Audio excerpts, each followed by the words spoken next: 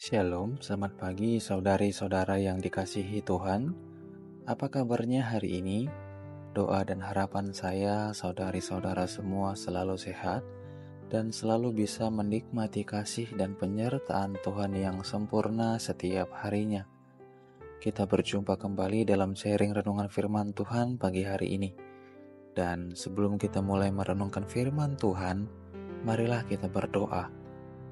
Bapa kami yang baik, pagi hari ini kami datang kepadamu dengan penuh ucapan syukur. Kami sungguh bersyukur ya Tuhan, karena sampai saat ini kami masih boleh terus merasakan kasih dan penyertaan-Mu yang sempurna di dalam hidup kami. Ya Tuhan, pagi hari ini kami mau merenungkan firman-Mu. Kiranya berkatilah hati dan pikiran kami, agar kami dapat mengerti dan memahami firman-Mu. Dan biarlah kami tidak hanya menjadi pendengar, melainkan dapat menjadi pelaku-pelaku firman-Mu. Terima kasih ya Tuhan, kami serahkan waktu ini hanya ke dalam tangan pengasihan-Mu. Di dalam nama Yesus kami telah berdoa dan mengucapkan syukur. Amin. Ayat renungan pagi hari ini terdapat dalam Galatia 5 ayat 25. Begini firman Tuhan, jika kita hidup oleh roh, baiklah hidup kita juga dipimpin oleh roh. Amin. Saudari-saudara terkasih, hari ini kita akan merenungkan tentang hidup yang selayaknya dilakukan oleh orang-orang Kristen, yaitu hidup yang dipimpin oleh roh. Paulus menuliskan bagian ini dengan sangat tegas untuk jemaat Galatia, yaitu agar mereka hidup oleh roh dan bukan keinginan daging. Mengapa Paulus begitu tegas menjelaskan bagian ini? Kalau kita membaca dari awal kitab Galatia, maka kita akan melihat bahwa jemaat Galatia sedang dipengaruhi oleh pengajar-pengajar sesat. Sehingga Paulus pun ingin menegaskan kembali bahwa sebagai orang yang telah diselamatkan, harusnya mereka tidak terpengaruh akan pengajar-pengajar sesat itu. Namun seperti yang pernah Yesus sampaikan kepada para muridnya, yaitu roh memang penurut, tetapi daging lemah. Hal ini dapat diartikan bahwa roh kita memang ingin untuk hidup sesuai kehendak Tuhan, akan tetapi seringkali kita tergoda untuk melakukan apa yang dunia tawarkan karena kelihatannya sangat menarik. Dan fakta yang tidak bisa kita pungkiri adalah selama kita masih tinggal di dunia ini, kita akan tetap menghadapi yang namanya cobaan kehidupan di dalam daging. Oleh karena jemaat Galatia telah terpengaruh oleh pengajar sesat ini, maka Paulus pun dengan tegas menuliskan, jikalau kita hidup oleh roh, baiklah hidup kita juga dipimpin oleh roh. Hal ini mau menyampaikan bahwa ketika kita telah dianugerahkan keselamatan melalui Yesus, maka hati, pikiran, dan bahkan seluruh aspek yang ada dalam diri kita harusnya kita serahkan kepada Roh Kudus yang akan memimpin kita kepada pertumbuhan iman. Akan tetapi mungkin kita akan bertanya, bagaimana caranya agar hidup oleh roh dan dipimpin oleh roh?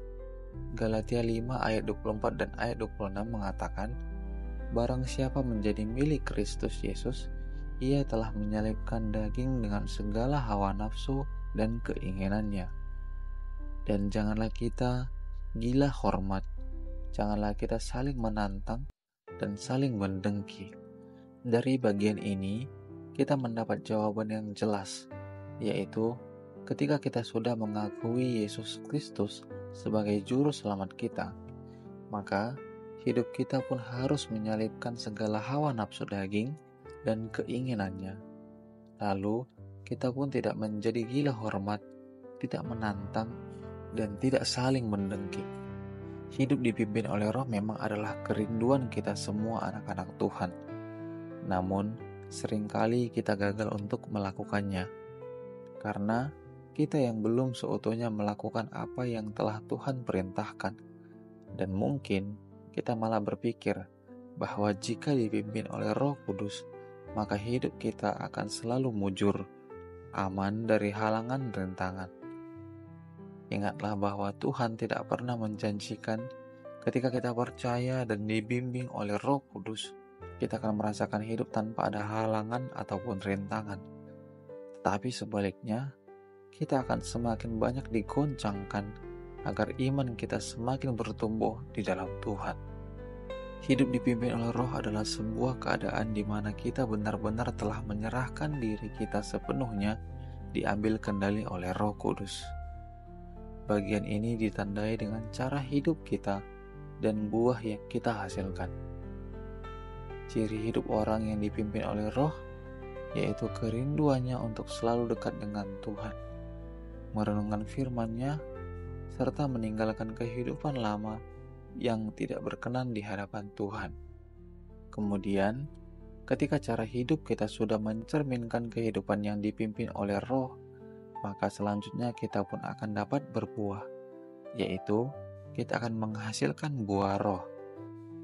Galatia 5 ayat 22-23 berkata, "Tetapi buah Roh ialah kasih, sukacita, damai sejahtera, kesabaran, kemurahan, kebaikan, kesetiaan, kelemah lembutan, penguasaan diri." Buahnya hanya satu, namun rasanya ada 9. Dan ketika kita sudah seutuhnya dipimpin oleh Roh Kudus, maka bukan tidak mungkin 9 rasa ini akan kita miliki dan kita pancarkan dalam kehidupan kita. Jadi, sekarang kita telah mengetahui bahwa setiap orang yang telah percaya kepada Yesus, kita pun sudah seharusnya mau untuk hidup dipimpin oleh Roh Kudus, agar hidup kita bisa semakin bertumbuh dan menghasilkan buah Roh yang indah.